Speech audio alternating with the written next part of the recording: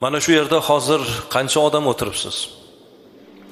İçimizde eng yaxshi odam, eng obro'li odam, eng yaxshi farzand tarbiya qilgan odam desam qo'shilasizlarmi? U minib yurgan mashinamiz bilan bizni obro'yimiz, mahallada ko'tarib qo'ygan imoratimiz bilanmi bizni obro'yimiz, yo hozir egallab turgan mansabimiz bilanmi? Insonning obro'si qanday farzand tarbiya qildi, qanday oila barpo qildi? Mana bu bizni yuzimiz. Al-valad sirrul validayn.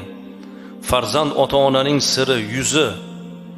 Bizni isbotimiz, bizni mehnatimiz, bizni kimligimiz mana shu farzandlarimiz.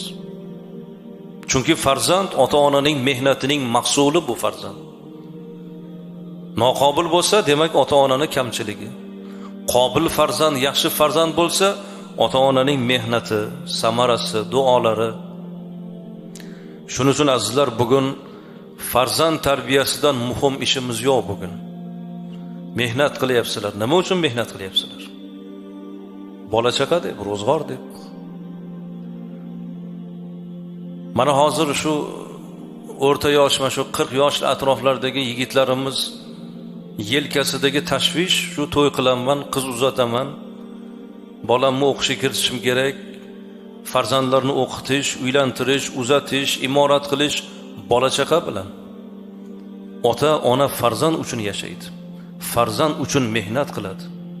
Farzand uchun gunohkor bo'ladi.